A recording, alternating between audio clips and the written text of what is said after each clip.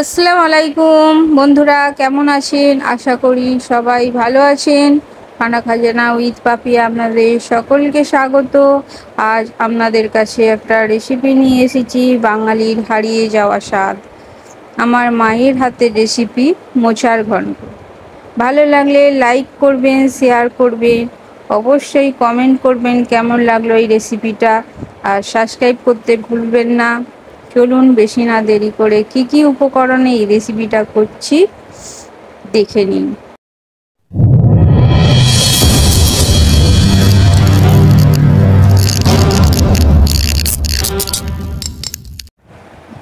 মোচা নিয়েছি আমি, মোচাটাকে আগে থেকে ছোট ছোট করে কুচিয়ে নিয়েছি, নিয়ে ভালো করে নুন আর হলদি দিয়ে ভালো করে সিদ্ধ করে নিয়েছি, সিদ্ধ করে জলটা ফেলে দিয়েছি। আর নিয়েছি ডুমুর, ডুমুরকে দুটো টুকরো করে নিয়েছি। ছোলা নিয়েছি, কাঁচা ছোলা। আর নিয়েছি আলু, নিয়েছি ছোট ছোট করে কেটে নিয়েছি কিউব কিউব করে। আর একটা ছোট বেগুন নিয়েছি, তাকেও ছোট ছোট করে কুচিয়ে নিয়েছি। আর পেঁয়াজ নিয়েছি, দুটো পেঁয়াজ নিয়েছি।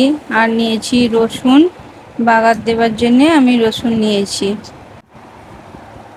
ওভেনটা অন করে নিচ্ছি। একটা কড়া নিয়ে নিলাম। কড়াটা একটু গরম হয়ে আসলে আমি একটু সর্ষের তেল দিয়ে দিচ্ছি।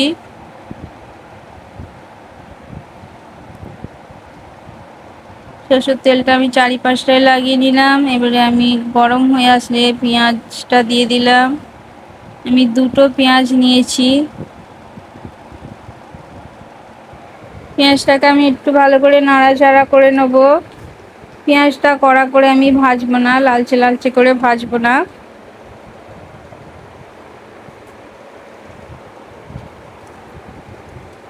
আপনারা দেখতেই পাবেন আমি কিরকম করে পেঁয়াজটা ভাজছি।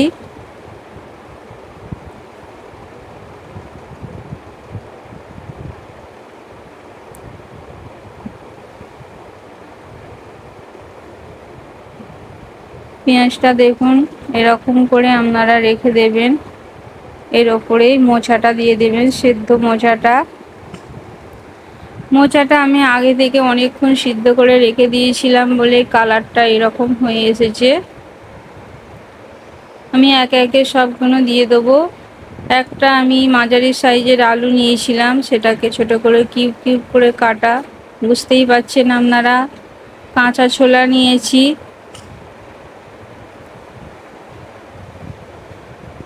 ডুমুর নিয়েছি, আপনারা নিশ্চয়ই জানেন ডুমুর।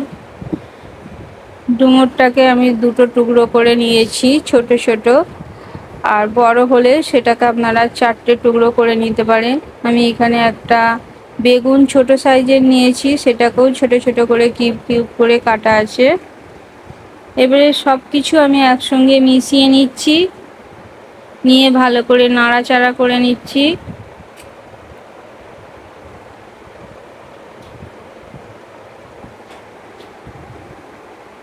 বেশি কিছু মশলা যাবে না, আমাদের হাতের কাছে যেসব মশলা থাকে সেই দিয়েই এই রেসিপিটা বানিয়েছি।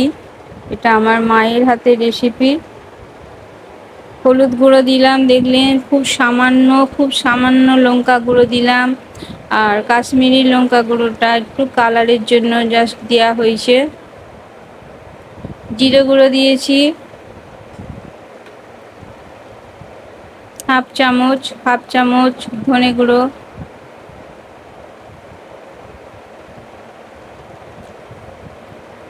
লবণ দিলাম। লবণটা আপনারা স্বাদ মতন দেবেন, আগেও মোচার সঙ্গে দেওয়া রয়েছে, সেরকম অনুযায়ী আপনারা লবণটা দেবেন। দিয়ে ভালো করে কষিয়ে নিচ্ছি। খুব সামান্য চিনি দিলাম।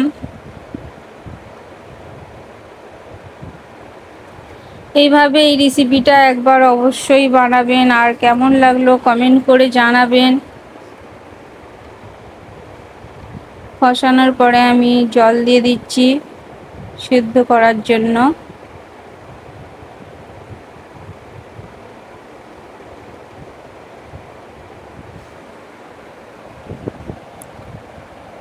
এইসব রেসিপির সহজে বাড়িতে কেউ বানাতে পারে না, বাঙালির হারিয়ে যাওয়া স্বাদ এর রেসিপি। আমি ঢাকনা দিয়ে দিলাম। খানিকক্ষণ পরে আসলাম, এসে আমি একটু নাড়াচাড়া করে নিচ্ছি। আমি অফ ক্যামেরাতে দুবার নাড়াচাড়া করে নিয়েছি ঢাকনা খুলে। জলটা পুরোটাই টেনে নিয়েছে, দেখতেই পাচ্ছেন। পুরোটা শুকিয়ে নেবেন না, একটু ভিজে ভিজে ভাব রাখবেন। এবারে আমি একটা তড়কা প্যান নিয়ে নিচ্ছি, এটা বাগার দেওয়ার জন্যে। তড়কা প্যানটাই আমি খানিকটা সর্ষের তেল, 2 চামচের মতন সর্ষের তেল নেব।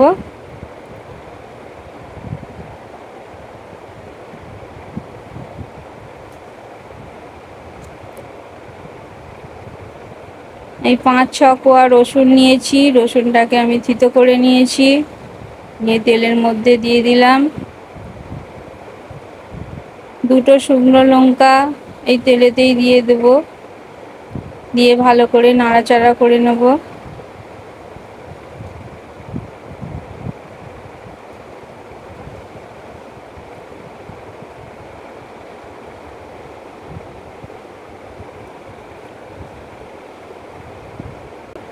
লালচে হয়ে আসলে আমি কড়ার মধ্যে দিয়ে দেব, দিয়ে একটু নাড়াচাড়া করে নিচ্ছি। কমপ্লিট হয়ে গেছে আমার এই রেসিপিটা। এইভাবে অবশ্যই আপনারা একবার বানিয়ে দেখবেন।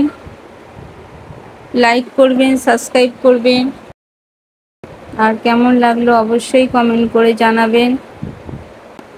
দেখুন বন্ধুরা, আমি একটা প্লেটে তুলে নিয়েছি, আপনাদেরকে চামচে করে একদম ক্যামেরার সামনে একদম দেখিয়ে দিচ্ছি কেমন হয়েছে মোচার ঘন্টটা। দেখতেই পাচ্ছেন বন্ধুরা, কেমন লাগলো অবশ্যই জানাবেন। আরে বন্ধুরা, আজকের মতো এতটাই। আবার কোনো নতুন রেসিপি নিয়ে চলে আসবো, খানা খাজানা উইথ পাপিয়া। সবাই ভালো থাকুন, সুস্থ থাকুন। Bye bye, thanks for watching.